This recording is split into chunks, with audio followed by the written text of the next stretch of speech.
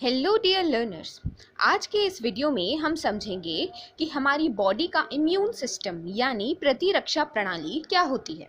Basically immune system हमारी body का defence mechanism होता है, यानी ये बाहर से आए हुए पैथोजन से हमारी रक्षा करता है। हमने पिछले 2 वीडियोस में कोरोना वायरस के अगेंस्ट इम्यूनिटी कैसे बनती है उसके बारे में समझा था।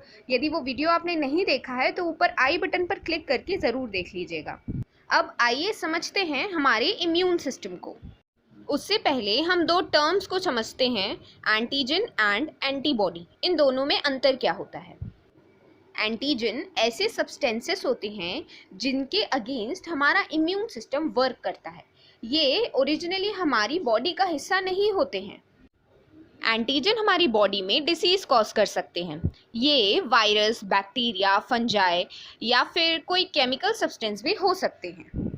जो एंटीबॉडीज़ होती हैं वो इम्यूनोग्लोबिन प्रोटीन्स की बनी हुई होती हैं। इम्यूनोग्लोबिन प्रोटीन का एक टाइप है जो इम्यूनिटी जनरेट करता है।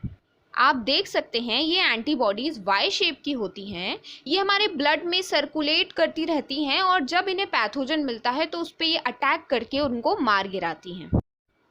हमारी बॉडी 24 घंटे एंटीजन्स यानी बीमारी फैलाने वाले पैथोजन से घिरी हुई रहती है।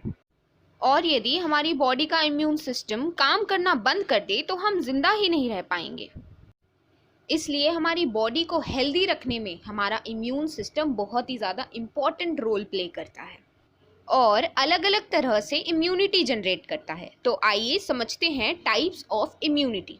हमारी बॉडी में 3 तरह की इम्यूनिटीज़ होती हैं, innate, adaptive and passive. Innate immunity को हम नेचुरल या इनबॉर्न इम्यूनिटी भी बोलते हैं।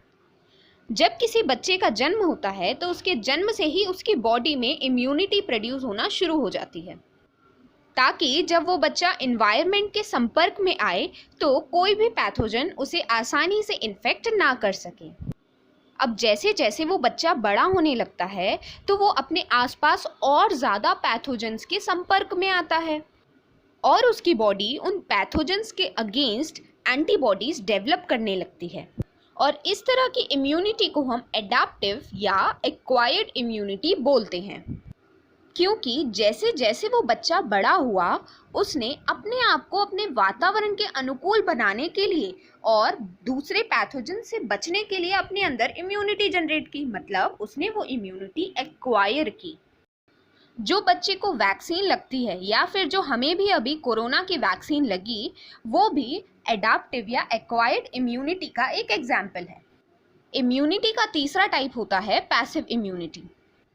इस तरह की इम्यूनिटी थोड़े टाइम के लिए प्रोड्यूस होती है। जब बच्चा अपनी माँ के गर्भ में होता है तो वो प्लेसेंटा के थ्रू अपनी माँ से जुड़ा हुआ रहता है। उस बच्चे में इतनी कैपेसिटी नहीं होती कि वो खुद से अपनी बॉडी में इम्यूनिटी जनरेट कर सके, तो उस बच्चे को माँ के ब्लड से प्लेसेंटा के थ्रू जो इम्यूनिटी मिलती है उसे हम पैसिव इम्यूनिटी बोलते हैं। जब बच्चा अपनी माँ का दूध पीता है तो उस मिल्क में भी इतनी ज़्यादा पावर होती है कि वो उस बच्चे के अंदर शॉर्ट टाइम के लिए इम्यूनिटी जनरेट कर सके। तो ये भी पैसिव इम्यूनिटी का एक अच्छा एग्जाम्पल है। ये तो बात हुई इम्यूनिटी के टाइप्स की। अब हम देखते हैं कि हमारा इम्यून सिस्टम किन किन चीज़ों से मिलके बना है। हमारे इम्यून सिस्टम के 3 कंपोनेंट्स होते हैं, इम्यून सेल्स, प्रोटीन और ऑर्गन्स। हम इस वीडियो में इम्यून सेल्स और प्रोटीन के बारे में समझेंगे। हमारे इम्यून सिस्टम में सबसे ज़्यादा जो इम्पॉर्टेंट सेल्स होते हैं वो होते हैं वाइट ब्लड सेल यानी श्वेत रक्त कोशिकाएं, जिन्हें आप प्यार से WBC भी बोलते हैं। बाकी ब्लड सेल्स की तरह वाइट ब्लड सेल भी हमारी बोन मैरो से प्रोड्यूस होते हैं। बोन मैरो को मज्जा या मेरू भी बोला जाता है। ये श्वेत रक्त कोशिकाएं या WBC हमारी बॉडी की बाहर से आए हुए पैथोजन से रक्षा करते हैं। इस फोटो से आप समझ सकते हैं कि WBC के अंतर्गत भी बहुत सारे अलग अलग टाइप के सेल्स होते हैं, लेकिन इन सारी कोशिकाओं को, इन सारे सेल्स को हमने 2 ग्रुप्स में बांटा है इनके फंक्शंस के, इनके काम करने के आधार पर।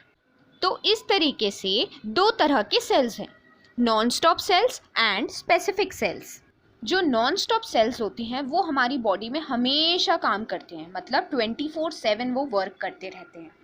जिस तरह हमारे सैनिक हमारे देश की रक्षा करने के लिए हमेशा बॉर्डर पर तैनात रहते हैं, उसी तरीके से हमारी बॉडी की सुरक्षा करने के लिए जो नॉन स्टॉप सेल्स है वो हमेशा काम करते रहते हैं। यदि हम नॉन स्टॉप सेल्स के कुछ उदाहरण देखें तो जैसे एनके सेल्स जो होते हैं यानी नेचुरल किलर सेल्स, वो क्या करते हैं, यदि हमारी बॉडी में कोई पैथोजन एंटर करता है तो ये नेचुरल किलर सेल उस पैथोजन को पहले पहचानते हैं, उस पर अटैक करते हैं और उसको किल कर देते हैं। वहीं जो मैक्रोफेज सेल्स होते हैं वो क्या करते हैं, यदि हमारी बॉडी में कोई पैथोजन एंटर करता है तो उसको पहचानते भी हैं, उस पर अटैक भी करते हैं, उसको किल भी करते हैं, लेकिन उस पैथोजन की जानकारी जाके बी सेल्स को दे देते हैं। बी सेल्स एक तरह के स्पेसिफिक सेल्स होते हैं और यही बी सेल्स हैं जो वाई शेप वाली एंटीबॉडीज प्रोड्यूस करते हैं। बी सेल्स तो हर एंटीजन के अगेंस्ट अलग एंटीबॉडी प्रोड्यूस करता है, लेकिन जो टी सेल्स होते हैं वो हमारे ही इन्फेक्शियस सेल्स के अगेंस्ट एंटीबॉडीज प्रोड्यूस करते हैं। यही टी सेल्स किसी कैंसर पेशेंट की बॉडी में कैंसर सेल्स को खत्म करने में हेल्प करते हैं। हम देखते हैं कि हमारे इम्यून सिस्टम में प्रोटीन्स किस तरह अपना रोल प्ले करते हैं। इम्यून सेल्स की तरह प्रोटीन्स भी फंक्शंस के आधार पर नॉन स्टॉप और स्पेसिफिक प्रोटीन्स होते हैं। Non stop proteins non stop cells के द्वारा प्रोड्यूस होते हैं और ये 24 घंटे वर्क करते हैं। स्पेसिफिक प्रोटीन किसी स्पेसिफिक एंटीजन के अगेंस्ट काम करती है। बी सेल्स जो एंटीबॉडीज वाई शेप की प्रोड्यूस करते हैं वो स्पेसिफिक प्रोटीन्स ही होते हैं। कॉम्प्लीमेंट प्रोटीन किसी भी एंटीजन की जो बाहर की मेम्ब्रेन होती है, बाहर की जो वॉल होती है, उसको तोड़ने में हेल्प करते हैं। तो इसका मतलब प्रोटीन्स हमारे इम्यून सिस्टम का एक बहुत ही ज़्यादा इम्पॉर्टेंट पार्ट है। आप इस इमेज में देख सकते हैं कि जब एंटीजन हमारी बॉडी में अटैक करता है तो उसके रिस्पॉन्स में जो हमारी बॉडी के वाइट ब्लड सेल्स होते हैं वो भी उसको किल करने के लिए एक्टिव हो जाते हैं। तो इस तरह जब हमारे इम्यून सेल्स, प्रोटीन ये सब प्रॉपरली फंक्शन करते हैं तो हमारी इम्यूनिटी जनरेट होने लगती है। आजकल आप बहुत सारे ऐसे एडवर्टाइजमेंट्स देखते होंगे जहां पर बोला जाता है कि आप ये दवाई ले लेंगे तो आपकी इम्यूनिटी बहुत जल्दी बढ़ जाएगी। क्या इम्यूनिटी बहुत जल्दी बढ़ना पॉसिबल है? किसी भी व्यक्ति की इम्यूनिटी रातों रात या कुछ ही हफ्तों में बूस्टअप नहीं होती है। हमारी बॉडी में इम्यूनिटी को बढ़ाने का एकमात्र साधन है बैलेंस डाइट। यदि हम लंबे समय तक बैलेंस डाइट ले रहे हैं, प्रॉपर एक्सरसाइज कर रहे हैं, तो हमारी इम्यूनिटी ज़रूर बढ़ सकती है। आपको किसी भी मेडिसिन या सप्लीमेंट के बहकावे में आने की ज़रूरत नहीं है। आपकी इम्यूनिटी आपके भोजन से इंक्रीज हो सकती है। आज के वीडियो में बस इतना ही। यदि ये वीडियो आपको यूज़फुल लगा तो इसे ज़रूर शेयर कीजिएगा। अब हम मिलते हैं अगले वीडियो में अगले किसी टॉपिक के साथ। तब तक के लिए good bye and take care.